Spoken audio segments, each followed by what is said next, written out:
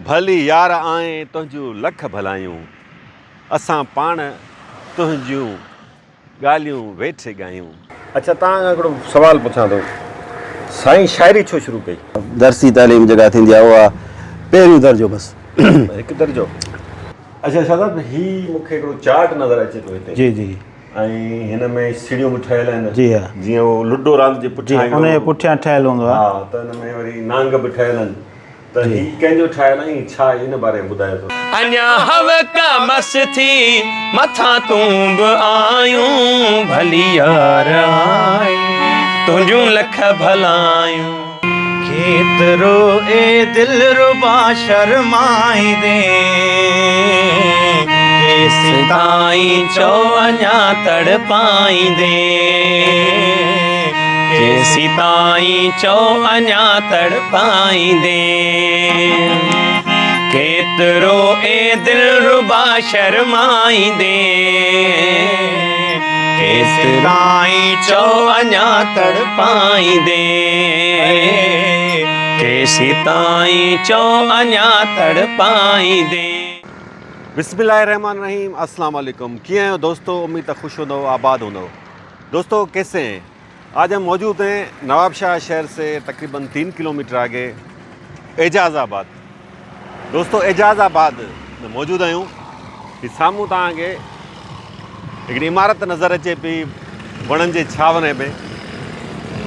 इहो उन शाइर जो आस्थानो आहे जेको सॼी सिंध में पंहिंजे तख़ल्लुस एजाज़ जे नाले सां अॼु बि वॾी शोहरत रखे थो।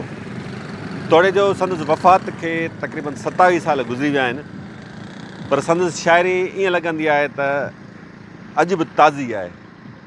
संदसि कलाम सिंध जे झर झंग में गूंजंदा आहिनि। भली यार आए तुंहिंजूं लख भलायूं, असां पाण तुंहिंजूं ॻाल्हियूं वेठे ॻायूं। छा त ख़ूबसूरत सिटूं आहिनि। इन रुॻो इहे ॿ सिटूं, पर अहिड़ियूं हज़ारे सिटूं आहिनि ऐं एजाज़ जी हर सिट में अलॻि सूंहं समायल आहे। त एजाज़ जी शाइरी ऐं उनजी शख़्सियत खे सम्झण लाइ हलूं था संदसि आस्थाने ते। नवाबशाह शहर खां तक़रीबन 3-4 किलोमीटर सांगड़ रोड ते ई वाक़िए आहे। पीर एजाज़ शाह राशिदी जो ॻोठु त न्यू सईदाबाद भरिसां पीर झंडो जे नाले सां जेको ॻोठु आहे उहो हो। पोइ हिते आस्थानो ठाहिण जो छा मक़सदु हो, छो हिते आस्थानो ठाहियो वियो, इन जो बि जाइज़ो वठंदासीं। दोस्तों पीर एजाज़ शाह राशिदी सिंध के आला पाए के शायर, जिनके हज़ारों अशार आज भी सिंध में बहुत पसंद किए जाते हैं। ख़ास तौर पर उनकी जो सूफियाना और रोमानवी जो शायरी है, सिंध के लोग उसको बहुत पसंद करते हैं। और उनकी वफ़ात को 27 साल गुज़र चुके हैं, लेकिन आज भी उनके शायरी ऐसे लगती है कि जैसे बिल्कुल ताज़ा हो। तो उनकी शख्सियत को समझने के लिए, उनकी शायरी को समझने के लिए उनके आस्थाने का हम दौरा करेंगे, वहाँ पर मौजूद। तो आइए चलते हैं एजाज़ के आस्थाने पर। असां पाण तुंहिंजूं ॻाल्हियूं वेठे ॻायूं, असां पाण तुंहिंजूं ॻाल्हियूं वेठे ॻायूं। भली यार आए तुंहिंजूं लख भलायूं, भली यार आए तुंहिंजूं लख भलायूं। पिरी तुंहिंजे पल पल पचारुनि में हुआसूं कंडियाऊं कीरन। हाणे पीर एजाज़ शाह राशिदी सिंध जो मायानाज़ शाइर, कमाल जो शाइर, उनजा फ़र्ज़ंद हिन आस्थाने ते वेहंदा आहिनि, महिमान ईंदा आहिनि, उन्हनि सां मिलनि था ऐं पीर एजाज़ शाह राशिदी जा जेके मदाह आहिनि उन्हनि जो अचणु वञणु थिए थो। सो फ़र्शी निशस्त आहे। सो हलूं था, ॾिसूं छा जहान आहे उते। ही ॿ सिंध जा ख़ूबसूरत रागी कामरान चांडियो ऐं रिज़वान चांडियो, तारुफ़ कराइण जी ज़रूरत कोन्हे का, ॾाढी भली ॻाल्हि थी आहे जो इहे बि मौजूदु आहिनि। इन्हनि जो बि थोरो अॼु शाइरी ॿुधंदासीं पीर एजाज़ शाह राशिदी जी, है न साईं। दोस्तों सिंध जे मायानाज़ बाकमाल शाइर पीर एजाज़ शाह राशिदी जे आस्थाने ते नवाबशाह भरिसां मौजूदु आहियूं। एजाज़ाबाद हिन ॻोठ जो नालो आहे। त साईं पीर एजाज़ शाह राशिदी जो फर्ज़ंद आहे सजाद रसूल राशिदी साहब, उन सां कचहरी कयूं था। साईं छा वाला ख़ुशि ख़ैरु आहे, शुक्र आहे, तव्हां ख़ुशि आहियो? ख़ैरु आहे। महिरबानी। साईं पहिरीं त इहो ॿुधायो, तव्हांजो ॻोठु त आहे न्यू सईदाबाद भरिसां वञी हलां पीर झंडो, जी। वरी हिते तव्हां आस्थानो छाजे करे ठाहियो? हिते वरी असांजा कुर्ब वारा मोहबत वारा घणा नई अज़ीज़ माइट बि आहिनि, पोइ उन हवाले सां वरी असांखे हूअं ई सैदाबाद शहर में थोरो सोड़ हुई, तंगी हुई, पोइ उन करे असांखे ॿिए पासे किथे साईं जे हवाले सां को आस्थानो ठाहिणो हो। पोइ असां वरी नवाब शाह खे पसंदि कयोसीं त हिते बहितर आहे। पोइ साईं जो बि भला जॾहिं ज़िंदगी पाण हयात हो त हिते अचणु वञणु थींदो? घणो घणो हिते साईं जिन पुराणे असांजो नवाब डेरी भरिसां नवाब शहर जे भरिसां ॻोठु आहे असांजे पंहिंजे अज़ीज़नि जो, उते साईं जिन 10 साल खनि रहिया बि हुआ। त पीर झंडे मां हिजरत जॾहिं कयूं त उते अची रहिया, पोइ वरी सैदाबाद पोइ विया। सही आहे। अच्छा, भला साईं जी उते जेका तुरबत आहे त उते भला छा आहे सूरत हाल? उते असांजे वॾनि खां वठी जेके मज़ारूं आहिनि उन कचियूं आहिनि, मज़ारूं आहिनि ऐं कचियूं आहिनि, पर रोज़ो इहो वरी वॾनि खां वठी इहो सिलसिलो न रहियो आहे, उन्हनि जो ई न रहियो आहे।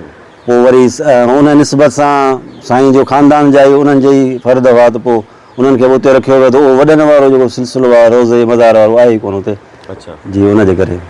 सही आहे। अच्छा, हाणे साईं जी शख़्सियत ताईं थोरी शाइरी ते ॻाल्हाए वठिजे। साईं केतिरी शाइरी कई आहे, केतिरा शेर चया आहिनि, केतिरा हुनजा वारा किताब छपजी चुका आहिनि हुन ताईं? असां जेको साईं जी मौजूदु जेको मवादु हो उहो असां पहिरीं शुरू में ई गॾे सभु छपराए छॾियो। उन मां कुझु ई चंद के रहिया बोल कलाम, बाक़ी जेको मजमूओ गॾु थियल हो साईं जंहिंजो पंहिंजो ई गॾु थियल हो, उहो असां 2003 में सुखने एजाज़ नाले सां छपरायो। हींअर उन्हनि जा माना वरी 2-टे छापा ॿिया आया, उन जुल्द जा 3-4 छापा थी चुका आहिनि, मुख़्तलिफ़ इदारनि बि कया आहिनि, असां बि कया। अच्छा, हुन में केतिरी शाइरी आहे ऐं कहिड़े क़िस्म? शाइरी 800-900 कलाम थी वेंदा, एतिरा ई 700-800 बैत थी वेंदा। उन्हनि में सिन्फ़ूं आहिनि, माना सराइकी बि आहिनि, उर्दू बि आहिनि, हिंदी बि आहिनि, अच्छा, ऐं सभई सिन्फ़ूं आहिनि, माना जेके रूमानवी दास्ताननि जूं ऐं ॿियूं बि हुन में बेत जूं, ॾोहनि जूं, दोहिड़नि जूं, गज़ल जूं ऐं सेहरफ़िन जूं, माना सभु साईं भला हेॾी सारी माशाअल्लाह शाइरी कई ऐं तमामु कमाल जी शाइरी कई। जी जी हा। त मुतासिर कंहिंखां हो, कहिड़े शाइर खां हो, या वरी ईअं बि थींदो आहे त ज़ाहिर आहे हाणे हेॾी वॾी शाइरी आला पाए जी शाइरी करणु ईअं मामूली ॻाल्हि त कोन्हे। जी जी। कंहिंखां मुतासिर हो, कंहिंखां सिखी, इहो कीअं सिलसिलो? बकौल संदन या माना चवंदा त लतीफ़ साईं, लतीफ़ साईं घणो मुतासिर आहे, उनजो मुतालो बि घणो कंदा, ऐं ख़ासि करे कचहरी में दोस्त के माण्हू फ़ुकरानि सां गुफ़्तगू में बि लतीफ़ साईं जो हवालो ॾेई उन ॻाल्हि खे ॿुधाईंदा हुआ। ऐं मौलाना रूमी उनखां मुतासिर हुआ। उनखां सवाइ ॿिया माना मुतालो ॿियनि शाइरनि जो बि घणो कयूं, उर्दू सिंधी शाइरनि जो, ऐं थोरे वक़्त में वरी मौलवी अहमद मला जो माना उनजो ज़िक्र कंदा हुआ शाइरी जो, मोहम्मद फ़कीर खटियाण जो ज़िक्र कंदा हुआ शाइरी जो, त उन्हनि जी माना हिकिड़ी शाइरी जो घाणेटो उन में जेके सिन्फ़ूं आहिनि उन्हनि जे हवाले सां साईं मुतासिर हूंदा हुआ। एॾनि वॾनि शाइरनि खां साईं मुतासिर हो त उनजो अक्स बि जी जी वॾे पैमाने ते नज़र अचे थो सम्झ शाइरी में, कलामनि में। अॼुकल्ह फ़नकार ॻाइनि था, मिसाल दोस्तनि हींअर कलाम पेश कया त ॾाढो पॉपुलर थी था वञनि, त सिंध में केतिरो पसंदि कयो वञे थो एजाज़ शाह राशिदी जी शाइरीअ खे? पसंदि त हिकिड़ो असां ईअं सम्झूं त माण्हू सम्झंदा जेका ई साईं जी जेका ख़्यालु आहे, ॻाल्हि आहे, सभु को पंहिंजी दिलि जी ॻाल्हि थो चए, सम्झे त साईं जेका ॻाल्हि कई आहे त असांजी दिलि जी ॻाल्हि आहे, त उन हवाले सां त पसंदि मुंहिंजे ख़्याल में तमामु घणो थो कयो वञे। जिन खे तसौफ़ सां वाबस्तगी बि कान्हे उहे पसंदि कंदा। हिकिड़ा शाइर हूंदा आहिनि तसौफ़ सां ई हूंदा आहिनि, त उन्हनि जी शाइरी हलंदी आहे, पर साईं जी अवामी माण्हुनि में उन शाइरी तमामु घणी मक़बूल थींदी आहे। अच्छा, घणी साईं शाइरी कई आहे सुफ़ियानी शाइरी, जी जी, ऐं रोमानवी बि कई। जी जी। रोमानवी घणी आहे ऐं सुफ़ियानी शाइरी घणी कई अथसि? रुमानवी में बि असरु हुनजो तसौफ़ सूफ़ीज़म जो आहे। अच्छा, उन में बार रुमानवी शाइरी बि घणी कई अथनि। अच्छा, तव्हां घणा भाइर आहियो पाण में? 8 भाइर। जी। पोइ तव्हां 2 विसाल करे आहे, हींअर 8 आहियूं। सही आहे। तव्हां भाइरनि मां कंहिंजो आहे लाड़ो शाइरी तरफ़? जी, 2 टिनि जो आहे, जेको मोहम्मद अशरफ शाह आहे, मूंखां नंढो आहे, उन्हनि जो आहे। ॿियो सलीम रज़ा शाह, उनजा बि वॾा जेके विसाल करे उन ॿिन्हिनि जो पोइ वरी ॿियो भाइटियो आहे इकराम शाह, हिन जो बि आहे। 3-4 जेके तव्हांजो न आहे? न, सफ़ा न। अच्छा, तव्हां हिकिड़ो सुवालु पुछां थो, साईं शाइरी छो शुरू कई? इहो साईं पाण खां सुवालु पुछिया। तव्हांखे ख़बर हूंदी, तव्हां ॿुधियो हूंदो। असांजे असल में ख़ानदान में रही आहे शाइरी, अच्छा। वॾनि खां वठी इल्मी घरानो रहियो आहे, अदबी इल्मी घरानो रहियो आहे, त उन में शाइरी जो तसलसुल रहियो आहे, छो जो माहौल बि रहियो। पर हीअ हिकिड़ी इश्क जी का अहिड़ी का ख़लश का अहिड़ी का अंदरि में का शइ पैदा थिए थी। के शख़्सियत जो असर हो, कंहिं मुतासिर हो, का अहिड़ी शइ। हा, कंहिं मुतासिर थिया हूंदा न, उहो इश्क जी का आग हुई जंहिंमां उहो इहा ॻाल्हि निकिती। का ॻाल्हि हा, निकिती आहे। अच्छा साईं, भला ज़ाती ज़िंदगी जे हवाले सां ॻाल्हाइजे त छा ज़मींदारी हो? जी, ज़मींदारी। हा, ज़मींदारी कंदा। हा। अच्छा, उन खां सवाइ ॿियो कुझु? न, बसि ज़मींदारी हुई बसि। तालीम केतिरी हुई? तालीम ज़ाहिरी जेका आहे असां क़ुर शरीफ़ मुकमल पढ़ियूं पंहिंजे ॻोठ मदरसे में, ऐं जेका दर्सी तालीम जेका थींदी आहे उहा पहिरियों दर्जो बसि। हिकु दर्जो पढ़ियलु? सिर्फ़ु हिकु दर्जो। अच्छा। बाक़ाया मुतालो सभु घणो रखियऊं किताबनि जो, बाक़ी पाण जेको पढ़ियऊं निसाबी तरीक़े सां स्कूल में पहिरियों दर्जो पढ़िया। अच्छा, पोइ छो छॾे ॾिनऊं तालीम? पोइ हिन ख़्यालु पंहिंजे रंग में हिन में जेके आहे सो पोइ कॾहिं शाइरी कॾहिं खां शुरू कयूं? हिकु अंदाज़ो पूरो सही को त ॿुधाए सघिजे, पर तक़रीबन माना 12 या 15 सालनि जी उमिरि, इन में तक़रीबन 15 सालनि जी उमिरि में मां। अच्छा। 12 या 15 सालनि जो। सही। अच्छा, रिहाइश घणी ॻोठ कंदा? हा। अच्छा। सफ़र वग़ैरह रहंदो हो? सफ़र बि कया हूं, पर मुख़्तसर, पर हिकिड़े हंधि 2 ॾींहंनि लाइ। बाक़ी किन ॿिनि जायूं अहिड़ियूं आहिनि जेके पुराणनि फ़क़ीरनि मोहबत वारनि जो उते किथे रहंदा बि हुआ। किथे किथे? जीअं चोटियारियूं चई सघंदो, सांगर जे पासे उते घणो माना वेंदा रहंदा बि हुआ। ऐं ॿियूं बि इलाही जायूं आहिनि पंहिंजा हाला ब्रांच जे भरिसां, सकरनि जे भरिसां, उते जेके मोहबत वारा गुरबा सभिनि में वेंदा। साईं वफ़ात कॾहिं कई आहे? वफ़ात साईं कई आहे जून 98 में, 16 जून 98 में। 16 जून 1998। जी जी। अच्छा, का बीमारी वग़ैरह जे सबबु? हा, आरज़ू हो, थोरो घणो तकलीफ़ हुई, ऑपरेशन थियो, पोइ हुन खां जे करे वरी पोइ हुन रिकवर न करे सघिया। वॾी महिरबानी साईं। कचहरी कंदा, वॾी महिरबानी। आबाद कंदा। ओ दिल घुरे दिलदार जो दीदार थियो अॼु ओचितो। ओ दिल घुरे दिलदार जो दीदार थियो अॼु ओचितो। ओ नाज़ भरियो नाज़ मां, नाज़ भरियो नाज़ मां, निर्वार थियो अॼु ओचितो। ओ दिल घुरे दिलदार जो दीदार थियो अॼु ओचितो। ओ दिल घुरे दिलदार जो दीदार थियो अॼु ओचितो। जीअं झटे थो बाज़ झिरकी, तीअं झटे वियो मोहब दिल। जीअं झटे थो बाज़ झिरकी, तीअं झटे वियो मोहब दिल।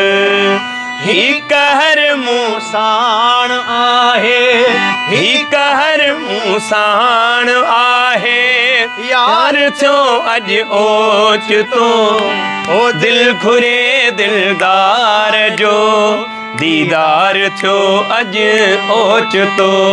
शाहजाज लाइब्रेरी है, उसका थोड़ा विजिट करते हैं। और माए नाज जो शायर थे सिंध के पीर एजाज शाह राशिदी, उनके फर्जंद हैं मोहम्मद अशरफ शाह राशिदी, उनसे थोड़ी गुफ्तगू करते हैं। दोस्तों, पीर एजाज शाह राशिदी तारुफ़ जो मोहताज न आहे, शानदार उनजी शाइरी आहे ऐं एतिरी ख़ूबसूरत उनजी शाइरी आहे जो अॼु ॾींहं ताईं वरह गुज़री विया आहिनि, ॾहाका गुज़री विया आहिनि, अॼु बि झर झंग में गुंजे थी। ऐं ॾाढी वज़नदार शाइरी, ॾाढी ख़ूबसूरत, उन में सुफ़ियानी शाइरी बि आहे, इश्किया शाइरी बि आहे, मिज़ाजी बि आहे, वैदानियत बि आहे उन शाइरीअ में। त साईं सां कचहरी कयूं था। मोहम्मद अशरफ शाह साईं, छा हाल आहे? ख़ुशि आहियो? ख़ैरियत आहे? अल्हम्दुलिल्लाह, सभु कयो। तव्हां ठीकु आहियो? अल्हम्दुलिल्लाह, महिरबानी। हाणे हीअ तव्हां लाइब्रेरी ठाही आहे, जी जी। केतिरा किताब रखियल आहिनि, कहिड़नि कहिड़नि मौज़ूअनि जा आहिनि किताब? हीअ साईं असां लाइब्रेरी तक़रीबन 2019-20 में क़ाइमु कई, साईं सजा रसूल शाह जे तवसत सां वॾा भाउ आहिनि। ऐं हिन में तक़रीबन हींअर ताईं असां वटि 3000 खनि किताब आहिनि। 3000। ऐं हिन में असां वटि सिंधी में किताब, सराइकी, उर्दू, अंग्रेज़ी, फ़ारसी ऐं अरबी जा किताब आहिनि। ख़ासि करे तसव्वुफ़ जे मौज़ू ते असां वटि किताब आहिनि, शाइरी में किताब आहिनि, नसर में आहिनि, तारीख़ ते आहिनि, मज़हब ते, हदीस, फ़िक़्ह, तफ़सीर जेको आहे, सफ़रनामा वग़ैरह जेके बि माना मुख़्तलिफ़ मौज़ूअनि ते असां वटि हिन लाइब्रेरी में किताब मौजूदु आहिनि।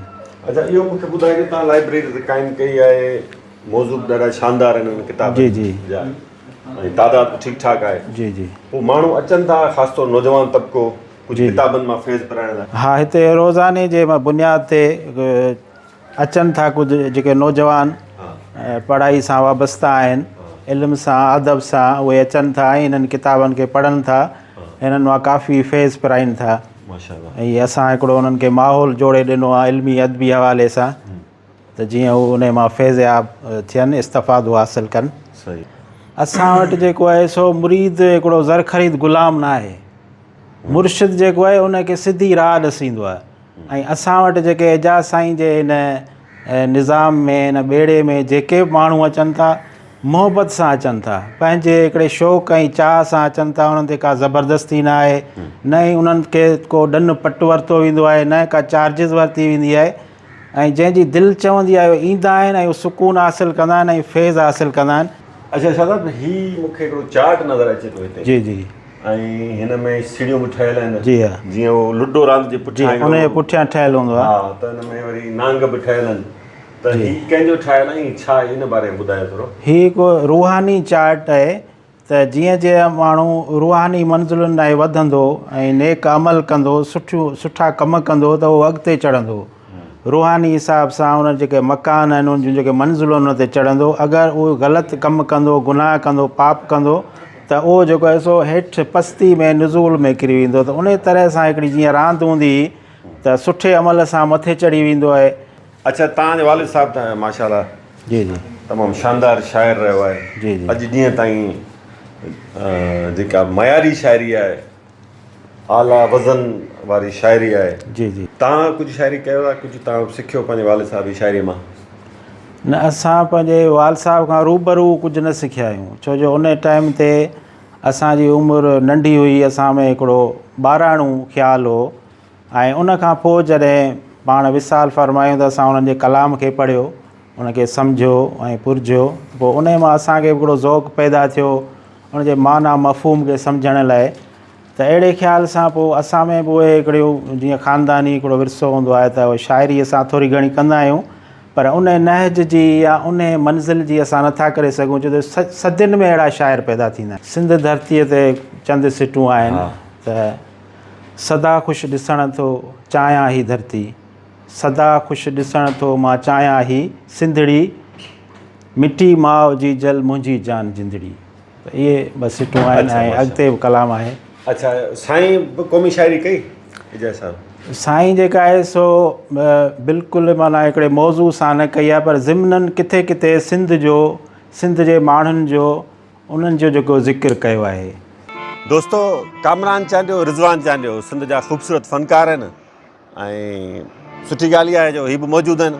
छो न पीर एजाज़ शाह राशिदी जा जेके मशहूरु ॿ टे कलाम आहिनि उन्हनि खे थोरो ॿुधी वठिजे। असां पाण तुंहिंजूं ॻाल्हियूं वेठे ॻायूं, असां पाण तुंहिंजूं ॻाल्हियूं वेठे ॻायूं, भली यार आए तुंहिंजूं लख भलायूं, भली यार आए तुंहिंजूं लख भलायूं।